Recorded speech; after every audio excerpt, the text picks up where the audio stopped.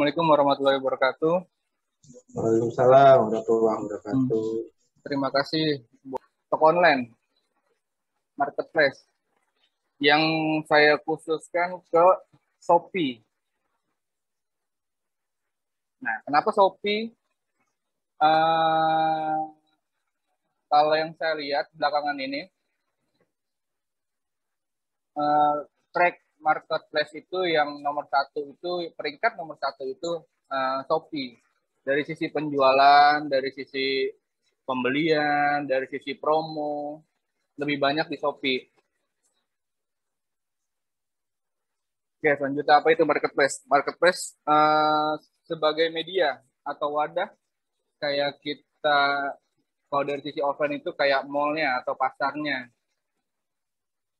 yang isinya di dalamnya banyak toko-toko yang menjual macam-macam. Nah, ini untuk gambarannya. Nah, ini untuk gambaran transaksi kira-kira kurang lebih seperti ini. Potensi berjualan online. Nah, kalau yang kita lihat memang di Indonesia kurang lebih ada 132,7 juta penduduk yang 85% menggunakan marketplace atau Shopee setiap harinya. 69% masyarakat Indonesia mengakses internet melalui ponsel. Ya, betul. Kurang lebih sekarang dikit-dikit butuh sesuatu pasti yang dipegang handphonenya duluan. Bukan nyari toko secara offline atau keluar nyari toko secara offline. Tentang Shopee. Nah, untuk setting pertama kali yang harus diperhatiin itu di sini nih, di alamat saya. Nah, di sini. Barusan saya juga udah rubah alamatnya ke dari pihak Jaspernya, datangnya sore, biasanya kayak dikumpulin gitu loh. Beberapa lokasi toko online di sekitar, ketika udah masuk jam 5, jam 4 ke atas lah, itu baru kurirnya tuh datang untuk pick up barangnya. Jadi dia nggak bolak-balik gitu, kebanyakan sore. Ataupun ketika kita pilihnya antar ke counter, kalau saya biasanya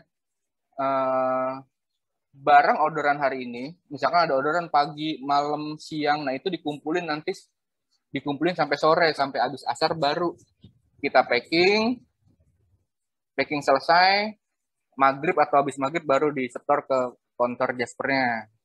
Biasanya gitu supaya kita nggak bolak-balik dan irit ongkos bensinnya gitulah kurang lebih.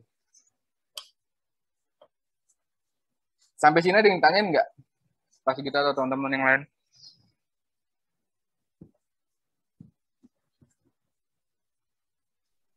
Kalau ya sih. Jadi kalau misalnya dia datang sendiri, si jasa kirimnya itu gimana settingnya? Maksud gue gini, ketika ada kurir datang ke tempat Zabarnya official yang udah alamat baru, sama Ganjar kirim sendiri ke ekspedisi, ada bedanya nggak? Beda Ada dari beda sisi. settingnya? Oh, settingnya ada Pak. Ketika kita dapat orderan nih, kita bisa pilih tuh.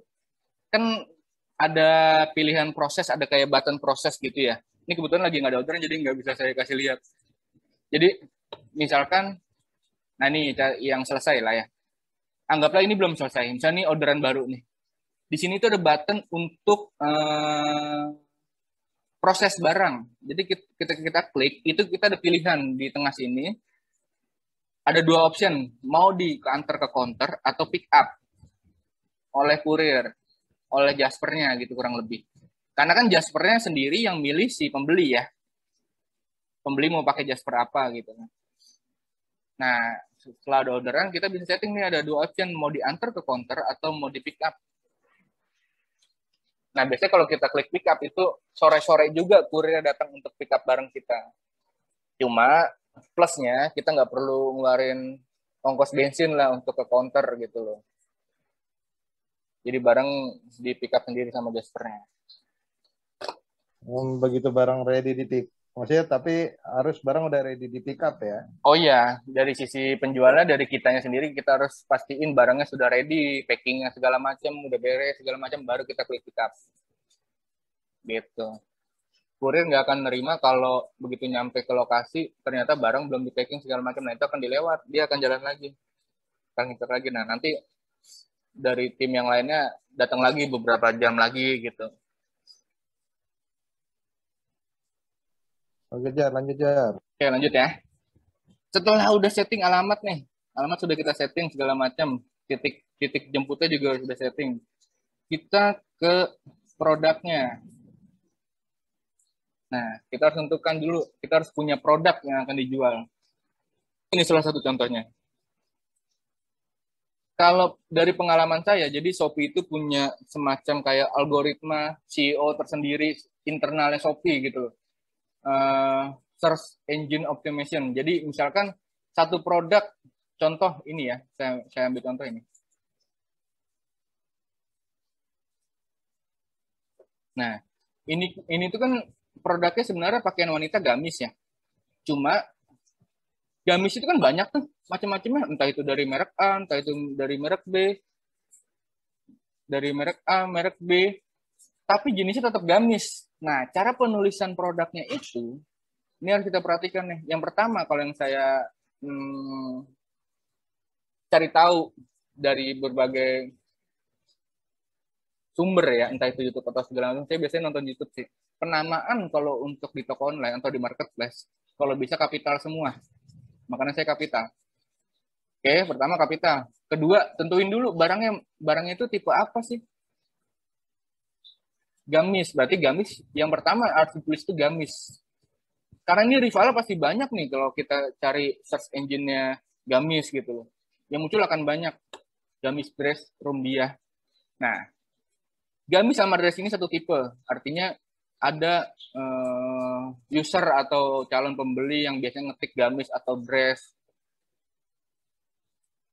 Jadi ditaruh di depan untuk paling tipe paling umum, taruh di depan.